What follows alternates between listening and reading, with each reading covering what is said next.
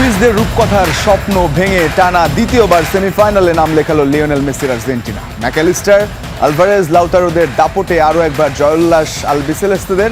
এবার সামনে three Lions. 16 July অ্যাটলান্টায় ফাইনালে ওঠার মিশনে বর্তমান চ্যাম্পিয়নরা লড়বে বেলিংহাম কেইনদের বিপক্ষে। হাল্যান্ডের নরওয়েকে হারিয়ে যারা আর্জেন্টিনার অপেক্ষায় সেমির মঞ্চে। Welcome to expert table, presented by Hamdard Amrupali. সঙ্গে আছি আমি রঞ্জন শান্ত, আর আজকেও আমার সঙ্গে থাকবেন অতিথি। তবে ঢাকার যে অবস্থা, বৃষ্টি, সেই বৃষ্টি বিঘ্নিত অবস্থায় সবার জন্য কিছুটা অপেক্ষা করতে হচ্ছে। তবে এই অপেক্ষাটা আর্জেন্টিনাকেও করতে হয়েছে। আরও একবার আর্জেন্টাইন সাপোর্টারদের একই রকম অবস্থার মধ্যে দিয়ে যেতে হয়েছে, অর্থাৎ একটা গোল দেওয়ার পর সুইসরা সেই গোলটা শোধ করে, পরবর্তীতে আবারও 2 গোল আর্জেন্টিনা সুইজারল্যান্ডে জালে দেয়। আমরা সেই ম্যাচের গল্পটা বরং শোনাই আপনাদেরকে আরও একবার।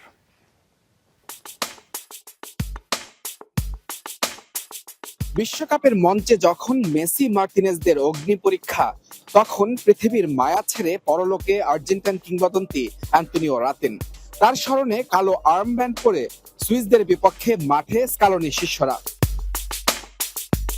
শোককে শক্তি করে ম্যাচের শুরুতেই লিড আর্জেন্টিনার, যা এবারের বিশ্বকাপে দলটির দ্রুততম গোল। 10 মিনিটে মেসির মাপা কর্নারে ম্যাকঅ্যালিস্টারের দর্শনীয় হেড, উচ্ছ্বাসে ভাসে আর্জেন্টাইন সমর্থকরা।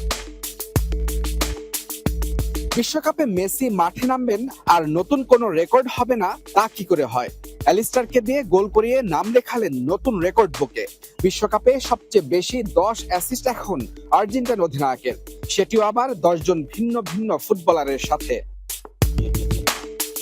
মেসির অ্যাসিস্ট ও আর্জেন্টিনার গোল বাদে প্রথমার্ধের বাকি গল্পটা সুইজারল্যান্ডের।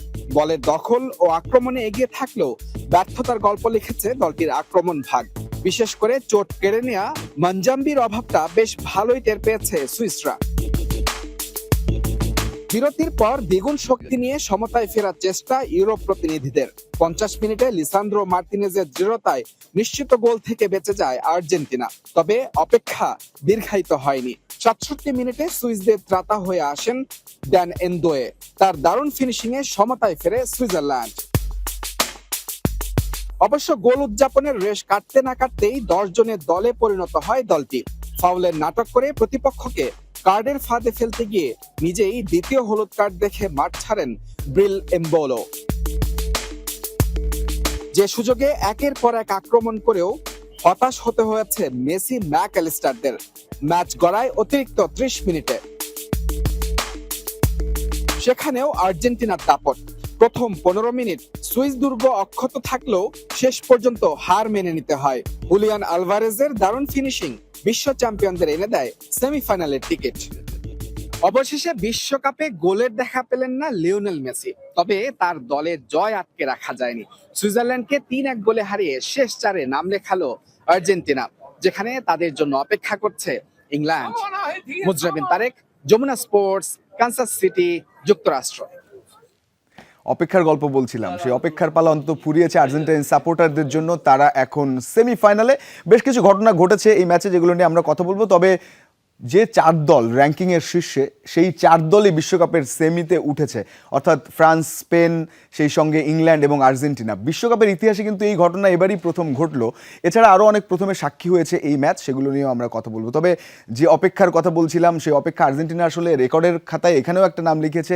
বেশিরভাগ গোল তাদের এক্সট্রা টাইমে যে হয়েছে এবারের বিশ্বকাপে, এবং একই সঙ্গে আর্জেন্টিনা বিশ্বকাপের আলাদা আলাদা 8 জন গোল করেছেন। এই বিশ্বকাপে একেবারে অন্যরকম ঘটনা এটা একটা। তো সব মিলিয়ে রেকর্ডের পাতা তো আছে। ম্যাচটা কেমন ছিল, আর্জেন্টিনা সুইজারল্যান্ডের স্ট্যাটটাও যদি আমরা দেখার চেষ্টা করি, তাহলে সেটা আরও বেশি পরিষ্কার হবে। যদিও ম্যাচে আর্জেন্টিনা অনেকটা এগিয়ে গেলেও পরবর্তীতে সুইসরা কঠিন পরীক্ষা নিয়েছে তাদের। বল পজিশনে দেখবেন যে খুব একটা পিছিয়ে নেই সুইজারল্যান্ড, তবে 59-41 কিছুটা তারা পিছিয়ে ছিল। টোটাল শটসে স্বাভাবিকভাবে আর্জেন্টিনা অনেক বেশি শটস নিয়েছে। অনেক গোল আসলে সুইস গোলরক্ষক তিনিও ঠেকিয়ে দিয়েছেন। পরবর্তী পাসেসে যদি দেখি, আর্জেন্টিনা অনেক পাস কমপ্লিট করেছেন। লিওনেল মেসি নিজেও কালকে অনেক বল টাচ করেছেন এবং 474, এই জায়গায় 692 আর্জেন্টিনা তাদের বিপরীতে। ট্যাকেলেও আমরা যদি দেখি 17-12। রেড কার্ডের ঘটনা ঘটেছে এই ম্যাচটাতে, সেখানে এমবোলো রেড কার্ড খেয়েছেন 2টো ইয়েলো কার্ডের পর। সেই বিষয় নিয়েও আমরা কথা বলতে চাই। সামগ্রিক আরও যত বিষয় আছে এই ম্যাচ নিয়ে, সেই কথা বলার জন্য আমাদের সঙ্গে তপু বর্মন যুক্ত হচ্ছেন। Please welcome to expert table. Thank you দাদা। কেমন আসলে রাস্তায় পানি কেমন? রাস্তার অবস্থা খুব খারাপ, এটা আসলে বলে বুঝাতে পারবো না। ম্যাচের অবস্থা নিশ্চয়ই অত খারাপ ছিল না নাকি? Argentina to be very honest কেমন ফুটবল খেলেছে সেটা যদি বলেন। না, আর্জেন্টিনা আসলে আমি বলবো যে যদি আপনি দেখেন আসলে তাদের খেলার অ্যাপ্রোচটা, আমার কাছে মনে হয়েছে তারা এক গোল দেওয়ার পরে আসলে গোলটাকে তারা ডিফেন্স করার চেষ্টা করেছে, গোলটাকে যত আর কি রাখার চেষ্টা করেছে। হয়তোবা তাদের চিন্তা ছিল যে গোল কনসিড করবে না। তার ক্ষেত্রে আমার কাছে মনে হয় যে এই যে প্রক্রিয়াটায় তারা যখন এই সেকেন্ড হাফে যায়, তখন কিন্তু আপনার সুইজারল্যান্ডের একটা মস্ত বড় চান্স হয়ে যায় আসলে গোল দেওয়া, তাদেরকে কামব্যাক করে নেওয়া। তো আসলে সেই ক্ষেত্রে বলবো যে সুইজারল্যান্ড কিন্তু কামব্যাক করেছেন, এবং আসলে যখন এমবোলো ছিল স্পেশালি 71 মিনিট প্লাস যখন সেই রেড কার্ড খায়, তার আগে যতক্ষণ পর্যন্ত এমবোলো ছিল আমার কাছে মনে হয় যে মানে একটা টাইট সময় পার করেছে। আর্জেন্টিনার কোনো দুর্বলতা চোখে পড়েছে কিনা মিডফিল্ডে? না, দুর্বলতা বলতে আমার কাছে মনে হয়েছে যে আপনার তারা যদি আরেকটু বল সার্কুলেশনটা যদি আরেকটু কুইক করে, হয়তোবা সেখানে আপনি মিডফিল্ড জোনে এবং উইং জোনে আপনি স্পেসটা তাড়াতাড়ি ক্রিয়েট করতে পারবেন। আমি দেখেছি যে তারা যখনই বলটা পেয়েছে আসলে স্লো ডাউন করেছে, বিল্ড আপ প্লেতে অনেক টাইম নিয়েছে আসলে। তো এই ক্ষেত্রে আমার কাছে মনে হয় যে সুইজারল্যান্ড একটু বেশি সময় পেয়েছে প্রেস করার জন্য। শেষ দিকে আর্জেন্টিনা যে খেলার গতি বাড়ায় না, মানে আর্জেন্টিনা তো আসলে আপনি যদি দেখেন তাদের কামব্যাক গুলা বা তাদের গোলের সংখ্যাগুলো আপনি অলরেডি বিশ্লেষণ করেছেন। আসলে তারা কিন্তু দেখেন যে এক্সট্রা টাইমে যে আসলে গোল করে এই স্পেশালি এই ওয়ার্ল্ড কাপে অনেকগুলো গোল করেছেন। তো তার সাথে আমি বলবো যে দেখেন 2টা গোল আসলে আলভারেজের আউটস্ট্যান্ডিং। ওকে, আমরা গোল দিয়ে শুরু করি তাহলে। আর্জেন্টিনার প্রথম গোল যেহেতু খুব দ্রুতই দিয়ে দেয়, আমরা ফার্স্ট গোলের ছবিতে দেখি যে গোলটা ম্যাকঅ্যালিস্টার তিনি পেয়েছিলেন। এবারে বিশ্বকাপের প্রথম গোল তার 10 মিনিটের মধ্যেই গোলটা হয়ে যায় মেসির কর্নার থেকে। আমরা পরের ছবি দেখবো। হেডটা একটু নিয়ে আপনার কাছে জানতে চাই, কারণ ম্যাকঅ্যালিস্টারের হাইট বা সবকিছু বিবেচনায় মনে হচ্ছিল নাম্বার 15 যিনি ছিলেন আরো বেশি হাইটে ছিলেন তিনি, কিন্তু লাফটা এমন ভাবে দিয়েছেন এবং বলটাও এমন জায়গায় প্লেস হয়েছে এবং তার ক্লিন হেডটা, এটা আসলে কিভাবে সম্ভব হলো? না, আপনি বারবার কিন্তু ম্যাকঅ্যালিস্টারের একটা পজিশন সেট করে দেওয়া আছে, স্পেশালি কর্নার কিকে দেখবেন যে সে নিয়ার পোস্টের এরিয়াতে সে সবসময় দাঁড়িয়ে থাকে। দেখবেন যে সে কিন্তু মুভ করে বা দৌড়ে সে কিন্তু জাম্প করে না, সেইখানটাকে মানে স্পেস ক্রিয়েট করার একটা চেষ্টা থাকে, তার সাথে সে ওইখানেই দাঁড়িয়ে থাকে। এবং বলটা তো আসলে লিওনেল মেসি মারে, আসলে লিওনেল মেসি জানে কোথায় বলটাকে রাখতে হবে। আপনি যদি দেখেন সে জাস্ট খালি আকানজি যে কিনা ডিফেন্ডার, তার উপর দিয়ে বলটা গিয়েছেন এবং ম্যাকঅ্যালিস্টার একটা মানে জাম্প করে, আসলে আকানজির থেকে বেশি জাম্প করে উঠে যায় এবং সেইখান থেকে বলটা জাস্ট খালি টাচ করে। আসলে এটা মানে একটা পুরো প্রি প্ল্যান একটা এই ছিল, সেট পিস ছিল। আপনি যদি দেখতেন যে গোলের পরে স্কলানি কিন্তু যে কিনা আপনার হয়তো বা সেট পিসের কোচ ছিল, প্ল্যান ছিল আসলে, এটা ভালো একটা প্ল্যানে গোল হয়েছে। ওকে, তো সেই গোলটাও শোধ হয়ে যায়। আমরা সুইসদের গোলটাও যদি দেখি, খুব দ্রুত দেখে ফেলি, তারা গোলটা শোধ করে। স্বাভাবিকভাবে আর্জেন্টিনার সঙ্গে যে কোনো দল গোল শোধ করছে এবং তখনই ঘটনা অন্যরকম দিকে যাচ্ছে। 67 মিনিটে এই গোলটা খুব দারুণভাবে ঢোকে। এইখানে আসলে সেট আপটা কেন ডিফেন্ডাররা সেভাবে পৌঁছাতে পারলো না বা আটকাতে পারলো না, আমরা পরের ছবিগুলো আগে দেখি। চেষ্টা করেছিলেন যতটা পারা যায়, তবে তার সেই যে টিপিক্যাল স্টাইল সেটা আর কাজে লাগেনি। এতটাই ক্লোজ ছিল, 2 পায়ের ফাঁক দিয়ে কিন্তু বলটা ঢুকেছে না। আসলে এই জায়গায় বলটা আসার আগে আপনার ওই যেখান থেকে 1-2 করে প্লেয়ারটা বের হয়ে যায়, ধরেন এটা তো আসলে আপনার ওদের লেফট উইঙ্গার, তো এটা আসলে ম্যান মার্কিং যদি আপনি স্পেসিফিকলি ধরেন, আপনার মলিনার এটা ম্যান। আমরা তো আসলে ফুটবলে ধরেন আপনার পজিশনে if I play right back, আমার ম্যান থাকবে লেফট উইং, যদি আমি লেফট ব্যাক খেলি রাইট উইং থাকবে। তো সেই ক্ষেত্রে বলবো যে যখন 1-2 করে ফেলে, মলিনা আসলে একটু পিছনে ছিল, মানে সামনে ছিল তার, কিন্তু সেই ক্ষেত্রে আমার কাছে মনে হয়েছে প্যারেদেস যদি আরেকটু আগে রিঅ্যাক্ট করতে পারতো তাহলে এই প্লেয়ারটাকে ক্লোজ ডাউন করতে পারতো, কিন্তু ওরা তো ভেরি কুইক 1-2 করে বের হয়ে যায়। সেই ক্ষেত্রে আমার একটু তাদের লেট ডিসিশনটা হয়েছে। এইখানে ওই যে স্পিডের পার্থক্যটাও সেটাও বোঝা গেছে যে আর্জেন্টিনা। তবে এই যে ঘটনাটা এক যখন হলো, খেলা আরো ডেপথে গেল, তখন ওই কার্ডের ব্যাপারটা আসে। আমরা একটু এমবোলোর কার্ডগুলো দেখি একেবারে শুরু থেকে, তার ছবি যদি দেখি আমরা একটু বোধহয় ব্যাকে ফিরতে হবে। 44 মিনিটে প্রথম ইয়েলো কার্ডটা সে কনসেপ্ট করে খান, তাই না?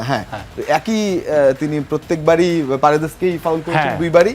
তো এই ফাউলটা পারেদেস বল পায়ে তার টাচ করে, কিন্তু খুব দ্রুত এমবোলো এসে, মানে এটা অলরেডি পারেদেস বলটাকে রিলিজ করে দেয়, এটা আপনার লিসান্দ্রো মার্টিনেসের কাছে বলটা সে দিয়ে দেয়, কিন্তু এমবোলো আসলে পিছন থেকে এটা একটা ইচ্ছাকৃতভাবে তাকে বিহাইন্ড ট্যাকেল বলে, এটা একদম ইচ্ছাকৃতভাবে তার উপরে চলে যায়। আসলে এটা কিন্তু একটা রিক্সি ট্যাকেল ছিল, এটা থেকে হয়তো বা তার ধরেন গুরুতর ইনজুরি হতে পারত। Right. তো সেই ক্ষেত্রে কিন্তু আপনার এটা একদম plain yellow card. Yellow card must. আমরা একটু আগাই সামনের দিকে, তখন ইয়েলো কার্ড স্বাভাবিকভাবে অবাক হচ্ছিলেন, কিন্তু এরপরে যেটা ঘটনা ঘটে আবার 71 মিনিটের দিকে, সেখানে ইয়েলো কার্ড দেওয়া হয় প্রথমে পারেদেসকে, যেটা এর আগের ছবি আমরা দেখছিলাম, উনি অবাক হচ্ছিলেন কেন। পরে ভিএআর চেকে যাওয়া হয়, মিস্টেকেন আইডেন্টিটি, এবং তারপরে দেখা হয় যে কোনো টাচ ছাড়াই এমবোলো নিজেই পড়ে গেলেন। আসলে এটা কিন্তু মানে আসলে যারা আমরা জানি না, বুঝি না, বা আমাদের আসলে অনেক কিছু বোঝার বাকি আছে। আসলে আপনি এর আগেও কিন্তু অনেকবার দেখেছেন, যখন আমি একটু এক্সাম্পল দিতে যাই, অনেকেই অনেক ধরনের মানে কনভারসেশন ক্রিয়েট করেছে এই ব্যাপারটা নিয়ে। এর আগেও আমরা দেখেছি, আপনি কিন্তু পেনাল্টি বক্সে যখন এরকম অভিনয় করে পড়ে যেত, ওই প্লেয়ার কিন্তু ইয়েলো কার্ড দিয়ে তো। তো এখন ঘটনা হয়েছে, এমবোলো আসলে প্যারাদেস কিন্তু তাকে ট্যাকেলই করেনি, সে তার পাটাকে তার মানে হয়তোবা সে ফ্লাই করার কারণে তার পাটা তার পায়ে যে লাগে, সেই কারণে প্রথম কার্ডটা কিন্তু প্যারাদেসকে দেওয়া হয়। কিন্তু এটা আসলে মানে অভিনয় ছিল, একেবারে পরিষ্কার মানে দেখা অভিনয় গেছে। ছিল। এটা অল অ্যাবাউট আপনার এমবোলোর একটা মানে আমি জানি না তার মাথায় কি কাজ করেছে, কিন্তু এটা আসলে মানে রিয়েল এবং legal yellow card. Real yellow card. এবং তারপর সামনে আমরা আগাই, যখনই এক হাতে ইয়েলো কার্ড আর এক হাত অলরেডি পকেটে চলে গিয়েছিল, রেফারির কারণটা হচ্ছে রেড কার্ড, আগে তিনি খেয়েছিলেন ইয়েলোটা, তো 72 মিনিটে তিনি রেড কার্ড খেয়ে বেরোয় যান। যদিও এমবোলো মানে বিশ্বাস করতে পারছিলেন না, কিন্তু এটাই রিয়েলিটি, এটাই রিয়েলিটি। কারণ এর আগে আমরা এরকম ইনসিডেন্ট অনেক দেখেছি। আপনি যদি ইংল্যান্ড ম্যাচের চলে আসি আমরা, নরওয়ের সাথে কিন্তু ইংল্যান্ড পেনাল্টি আপনি পেয়েছে, কিন্তু পরে বার চেক করে দেখলো যে আসলে ইজেই তার ভিতরে পা ঢুকিয়ে দিয়েছে, এর জন্য আসলে পেনাল্টিটা ক্যান্সেল করেছে। তো সেম সিচুয়েশনটাই কিন্তু হয়েছে। তো 10 জনের দল হয়ে যায় সুইজারল্যান্ড, এবং তারপরে আসেন আলভারেজ এই সিনে। একেবারে এই সময়টা শেষ হয়ে যায়, নির্ধারিত সময়, অতিরিক্ত সময়ে খেলা গড়ায়, এবং সেখানে আলভারেজ এই জায়গাটায় যে এরকম একটা গোল করবেন, কজন ভেবেছিলেন? এনাফ স্পেস পেয়ে গিয়েছিলেন তিনি। এনাফ। এবং আপনি যদি তার এরকম গোল দেখেন রিয়াল মাদ্রিদের এগেনস্টে, বার্সার সাথে সেম জায়গাতে ফ্রি কিকে গোল, আসলে এটা কিন্তু তার জন্য নতুন না। আলভারেজ আসলে আপনি যদি তাকে মানে ডিসক্রাইব করেন কালকের ম্যাচে, শুধু গোল দিয়ে করবেন না, তার যে এফোর্ট ছিল, তার যে ওয়ার্ক রেট ছিল, মানে আউটস্ট্যান্ডিং। তো এই যে ব্যাপারটা লাস্ট মোমেন্ট পর্যন্ত আসলে সে মানে ট্রাই করেই যাচ্ছিল, আর এই যে একটা মানে কিক, এটা এতটাই মাপা এবং এত দূর থেকে একেবারেই কর্নার দিয়ে, যেখানে আসলে কারোরই কিচ্ছু করার নাই। এটা অল অ্যাবাউট মানে আপনার আলভারেজের ক্রেডিট, এবং সে আসলে এরকম গোল করে তার এটা একটা রীতিগতভাবে একটা অভ্যাস হয়ে গেছে। এবার ওয়ার্ল্ড কাপে এখন পর্যন্ত সেরাদের একটা, এটা না তার তো ফার্স্ট গোল, সেরা গোলগুলোর মধ্যে একটা। হ্যাঁ, আপনি টপ 5 এ তো 100% থাকবে এই গোল। আর এই আপনি গোল কিন্তু ডিপেন্ড করে কোন সিচুয়েশন আপনি গোল দিচ্ছেন, ইমপ্যাক্টটা কি গোলের। তো আসলে এই গোলটা কিন্তু একটা অনেক মূল্যবান গোল, ঠিক আছে। এটা এই গোলটার পরে কিন্তু ম্যাচটা আরো বেশি ওপেন হয়ে যায় সুইজারল্যান্ডের, আর্জেন্টিনার জন্য। পরে একটা কাউন্টারে গোল, আরেকটা গোল পায়। তো এই যে ব্যাপারগুলো, এটা কিন্তু এই গোলের জন্যই হয়েছে। একেবারে লাউতারোর গোলটা আমরা দেখবো, তবে আলভারেজ তিনি পারফর্ম করলেন আসলে এমন একটা ইম্পর্টেন্ট ম্যাচে, সমস্ত আলো কেড়েছেন। তবে ফাইনালি লাউতারো একটা সুযোগ পেয়ে গিয়েছিলেন, প্রথমে ডিফ্লেক্ট হয় কিপারের গায়ে লেগে, তারপরে তিনি শট পান। আপনি যদি এই গোলের শুরুটা দেখেন, ক্রেডিটটা দেখেন আলভারেজ, যখন জাকা আলভারেজকে কাট করে ঢুকার চেষ্টা করে, আলভারেজ তার বডি ঢুকাই দিয়ে বলটাকে উইন করার পরে গঞ্জালো পায়, গঞ্জালো স্ট্রেট আপনার লাউতারোকে পাস দেয়, লাউতারো 2-3 টাচ করে ওইখান দিয়ে আলমাদা রান করে, আলমাদাকে দেয়। মেসিও রান মেক করেছিল, কিন্তু এই গোলেরও আপনি যদি শুরুটা দেখেন আলভারেজের ক্রেডিট। তো এই যে একটা মানে প্লেয়ারের মানে গিভ আপ না হওয়া, মানসিকভাবে কতটা শক্ত, এবং আপনার মানে স্যাক্রিফাইস মেন্টালিটি, আর্জেন্টিনার জন্য সব দিয়ে দিচ্ছে আসলে, যে তারা মানে এখনো হাংরি। আলভারেজ কিন্তু তার ক্যারিয়ারে সব জিতে গেছেন। আপনি যদি মেসিকে দেখেন, মেসি এখনো কান্না করছে, কারণ কি মানে এই যে ফিলিংস, এই যে হাংরিনেস অসাধারণ। এবং আলভারেজের গোলের পর তার যে এক্সপ্রেশন, লাউতারোর গোলের পর লাউতারোরই চলে যাওয়া আসলে গ্যালারিতে একটা অসাধারণ ব্যাপার, যে কামব্যাক, আরো একবার সেই কামব্যাকের গল্প আমরা দেখলাম। তবে এর মধ্যে আরো গল্প আছে, অর্থাৎ লিওনেল মেসি থেকে শুরু করে আলভারেজ কিংবা ইংল্যান্ড ম্যাচে যা যা ঘটেছে, আমরা সেগুলো নিয়ে কথা বলবো এক্সপার্টেবিলি। আর্জেন্টিনা আসলে ওই রেফারির পক্ষপাতিত্ব এই ম্যাচে এরকমটা থাকেই, তবে আর্জেন্টাইন প্লেয়ার যখন ফাউলের শিকার হন বা প্রেজড হন অন্য কোনো অপোনেন্টের প্লেয়ার দ্বারা, তখন বোধহয় একটু কথা কমই হয়। একটা ভিডিও আমাদের কাছে আছে, আসি আমরা দেখি সেটা। নিকো গঞ্জালেস খেলার সময়টা তখন 100+ মিনিট, অর্থাৎ প্রথম যে অতিরিক্ত সময়টা নির্ধারিত সময়ের শেষে, এই প্রেসটা দেখুন, এটা না, এড়িয়ে এটা গেছে। তো আপনার সেকেন্ড টাইমও তার উপরে সে Press পাড়া পরবর্তী দিয়েছে। আবার press, এই যে। আসলে এটা কিন্তু মানে অ্যাঙ্কেল টুইস্ট হওয়ার কথা, এবং সে কিন্তু প্রায় 2 থেকে 3 মিনিট শুয়েছিল। আসলে রেফারি কেন এটায় নজর দেয়নি, বিকজ সেই সময় কিন্তু Argentina very hungry to score, এবং তারা এক এক গোলে তখন সমতায় ছিল। আসলে এই যে এটাই তো 100% ইয়েলো কার্ড। হ্যাঁ, আপনি সেকেন্ড টাইমটা নাইলে আপনি ব্যালেন্স রাখতে পারেন, এই পাড়া লেগে গেছে, কিন্তু এটা তো 100% ইয়েলো কার্ড। এটা কোনোভাবেই মানা যায় না। এখন ঘটনা হয়েছে যে এটা যদি ফুটবল আপনি রুলসে দেখেন, এটা আমি বলবো যে এটা ইয়েলো কার্ড ছাড়া কোনো উপায় নাই, ডাইরেক্ট ইয়েলো কার্ড। কিন্তু ওই সিচুয়েশনে আর্জেন্টিনা বলটাকে আসলে বাইরে রাখতে চাচ্ছিল না বা স্টপ করতে চাচ্ছিল না, এর জন্য আসলে মানে carry করেছে এরকম। রেফারি আসলে হুইসেলটা দেয় না, হয়তো চেকও করেনি, কিন্তু it was clear foul and 100% yellow card. Okay, তো এইটা আসলে নিকো গঞ্জালেসের 100% ইয়েলো কার্ড বা ফাউল ছিল, এরকম ঘটনা হতেই পারে, হয় বা এড়িয়ে যাওয়া হয়েছে। তবে আমরা অন্যান্য যে ঘটনাগুলো এই ম্যাচে, সেগুলো যদি একটু দেখি, অর্থাৎ লিওনেল মেসির কথা তো বলতেই হয়। তিনি যে অ্যাসিস্ট করেছেন প্রথম গোলটা, নিজে গোল না পেলেও তার এই ম্যাচে Rating। আমরা যদি দেখি rating overall versus Switzerland, Lionel মেসির স্ট্যাটটা যে তিনি কেমন খেলেছেন, ওভারঅল তার যে একটা ছাপ সেটা থাকেই। 99 touches, 1 assist, fair enough. Expected goal 0.70, 6 কি পাসেস দিয়েছেন, অ্যাকুরেট পাস দিয়েছেন 5টা, সাকসেসফুল ড্রিবল 4টার মধ্যে 3টা করেছেন, ডুয়েলস জিতেছেন 8টা, প্রোগ্রেসিভ বল ক্যারিস 8টা, এবং 412 412.6 মিটার বল ক্যারি করেছেন ডিস্টেন্সটা, এবং 8.9 স্কোর তার। না, আসলে তাকে আমরা যতই দেখি ততই মুগ্ধ হই। আসলে তার পারফরমেন্স, আসলে আপনি মেসিকে নিয়ে কথা বললে আপনার এই শো মনে হয় শেষ হয়ে যাবে, তাকে নিয়ে কথা শেষ হবে না। ঠিক আছে, যদিও কাল একটু মানে ছোট ভাইরা কাজ করে দিয়েছে এরকম এখন যারা মেসির জন্য খেলেন। না, শুনেন, আমরা আসলে আর্জেন্টিনাকে নিয়ে কিন্তু অনেক ধরনের প্রশ্ন বা কথা ছুড়ে দেয় যে আসলে মেসি ছাড়া আসলে আর্জেন্টিনার কেউই নাই। আপনি যদি দেখেন, ম্যাকালিস্টার হেডে গোল দিয়েছেন, আলভারেজ গোল পেয়েছেন, লাউতারো গোল পেয়েছেন। আসলে যে আপনি এখন এই যে ম্যাচটা খেলেছেন, এই ম্যাচে যে তারা গোলে ফিরেছেন, তার মানে আপনি বুঝেন। Right. আর আপনি ইতিহাস যদি ঘাটেন, আর্জেন্টিনা কখনো সেমিফাইনাল হারেনি। দ্যাট মিনস আবার ইংল্যান্ডকে পেয়েছে। তো সেই ক্ষেত্রে আমি বলবো যে তাদের গোলে ফেরাটা জরুরি ছিল, এবং এরকম ম্যাচে গোলে ফিরেছে যেটাতে কিনা তারা 1000% বুস্ট হয়ে গেছে। একটা রেকর্ড দেখি, মেসি আসলে গোল না করলেও যে রেকর্ডে থাকেন, এই ম্যাচে যে অ্যাসিস্ট করেছেন সেই অ্যাসিস্টের পর record, Lionel Messi 10 world cup assist. তো ইন্টারেস্টিং ব্যাপার হচ্ছে, লিওনেল মেসি ফার্স্ট প্লেয়ার তিনি যিনি 10টা অ্যাসিস্ট করেছেন ওয়ার্ল্ড কাপে, এবং 10টা ডিফারেন্ট টিমমেটকে। ইন্টারেস্টিং, 2006-এ Crespo, আর্নান ক্রেসপোকে, তেভেজকে, মারিয়া। ডিমারিয়া, প্রত্যেককে দেখুন, আগুয়েরো, এনজো ফার্নান্দেসকে 22-এ, মলিনা, আলভারেজ, এবং তারপর রোমেরোকে করলেন, সবশেষে হ্যাঁ। ম্যাকালিস্টারকে করলেন। প্রত্যেকটা টিমমেট আলাদা। তো না, আসলে এটা তো মানে কর্নার কিকে তো আপনি জাস্ট আপনার পয়েন্টে বল ছেড়ে দিবেন, সেখান থেকে রোমেরো, ম্যাকালিস্টার ওরা গোল দিতেই পারে। কিন্তু আসলে যদি সবচেয়ে ইন্টারেস্টিং অ্যাসিস্ট দেখেন, আপনার মলিনার অ্যাসিস্টটা দেখতে পারেন নেদারল্যান্ডের সাথে। আপনার 3-4 জন তাকে প্রেস করেছে, এবং ভেরি শর্ট জায়গা থেকে মলিনাকে কিভাবে বলটা দিল, এটা আসলে ডিয়ং পরবর্তীতে প্রেস কনফারেন্সে বলেছে আসলে যে পাসটা সে মলিনাকে দিবে আমরা কেউ বুঝতেই পারি নাই, জাজই করতে পারি নাই। সে এরকম স্ট্যান্ডার্ডের প্লেয়ার। কালকের দিনও দারুণ কিছু পাস দেখেছি আমরা। তবে আর্জেন্টিনার একটা রেকর্ড আমরা সেটাও দেখবো। বলা হয়ে থাকে যে আর্জেন্টিনা লিওনেল মেসি নির্ভর টিম বা একজন খেলেন, কিন্তু রেকর্ড কি বলছে, Argentina are now the first team at the 2026 world cup with 8 different goal scorers. প্রত্যেকে গোল পেয়েছেন, লিওনেল মেসি গোল লাউতারো পেয়েছেন। Martinez, Lo Celso, Lisandro, Romero, Fernandez, Mac Allister, Alvarez. হ্যাঁ। তো এটা আসলে এটা খুব ভালোভাবে ছবি তুলে রাখা দরকার। আপনার একটা টিমের কি player, top player Lionel Messi 8 গোল করেছেন, 2টা অ্যাসিস্ট করেছেন, তার সাথে দেখেন ওদের স্কোরিং তো আমার কাছে মনে হয় যে এই যে পিকচারটা দেখাইছেন না, এটা অনেক ইম্পর্টেন্ট পিকচার। একেবারে যে টিম হয়ে খেলা, হ্যাঁ।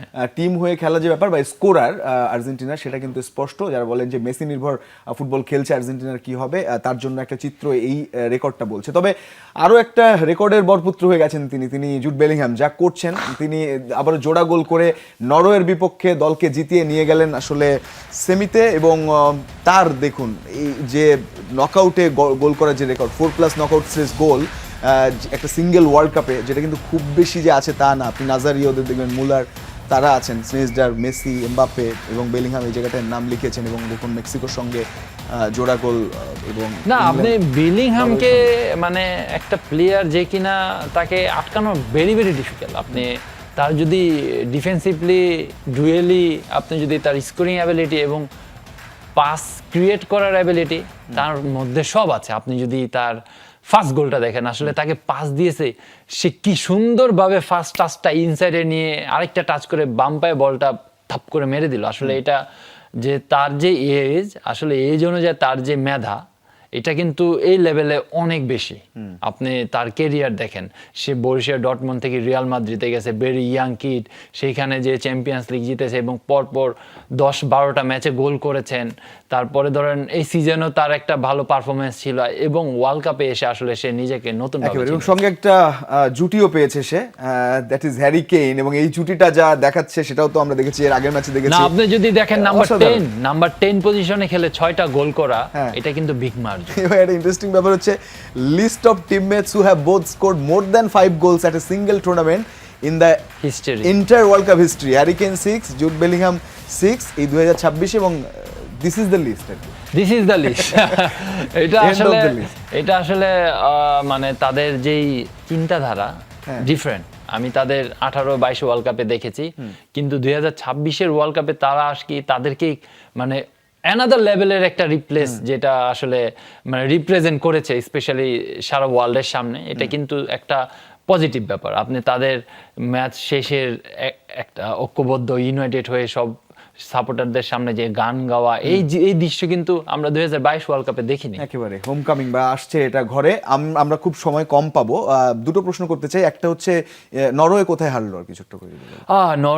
নরওয়ে আসলে পুরো ম্যাচটা কিন্তু খুবই ভালো খেলেছেন। আপনি যদি তাদের ফার্স্ট হাফ সেকেন্ড হাফ দেখেন, আসলে তাদের বল পাসিং ডমিনেশন আপনি খুবই খুবই দুর্দান্ত করেছেন। কিন্তু আমার কাছে মনে হয় যে নরওয়ে আসলে যেই একটা ব্যাপার টেম্পারমেন্ট, যেটা কিনা আপনি match winning player, specially England টিমের হিউজ সবাই ম্যাচ উইনিং, এবং তারা আসলে সব টপ লিগে খেলে এবং তাদের পারফরমেন্স সেই জায়গায় ধারাবাহিকভাবে থাকে। কিন্তু সেক্ষেত্রে বলবো যে আসলে হালান্ডকে ইউজ করাটা খুবই জরুরি ছিল, যেটা কিনা ব্রাজিলের সাথে তারা খুব ভালোভাবে ইউজ করেছে এবং হালান্ড নিজেকে ইউটিলাইজ করেছে। কিন্তু আমি বলবো যে আপনি যদি বিলিংহামের অ্যাটিটিউড দেখেন, আপনি যদি সাকার অ্যাটিটিউড দেখেন নামার পরে, হ্যারি কেনের, তো এই জায়গা দিয়ে আমার মনে হয় যে ম্যাচটা হেরে গেছে। একেবারে আমরা শেষ করব France versus Spain, England versus Argentina. একটা টিম পিক করেন আপাতত। আসলে আমি নাকি সেমিতে কোনো টিম পিক না, আমি আর্জেন্টিনা জিতবে ওকে, এতটুক ফর শিওর কনফার্ম। এই জায়গাটা একটা ডাউট আছে, ফ্রান্স স্পেন এই জায়গায় অবভিয়াসলি একটা ডাউট আছে, কিন্তু আমি চাই না যে same team world cup final খেলুক। আমি চাই যে নতুন টিম আসুক, আর্জেন্টিনার সাথে খেলুক। ওকে, তো স্পেনকে আপনি বলছেন আসুক। অসংখ্য ধন্যবাদ তো বোধহয় যুক্ত হওয়ার জন্য। আর সামনে আমরা লড়াইটা দেখবো সেমির, আর তার জন্য একটা অপেক্ষা তো থাকবেই। বিশ্বকাপের উন্মাদনা শেষ হতে চললো, এই শেষ মুহূর্ত পর্যন্ত থাকবেন যমুনা টেলিভিশনের সঙ্গে। এক্সপার্ট টেবিলে পরবর্তী পর্বে দেখা হবে। আজকের মতো বিদায় নিচ্ছি।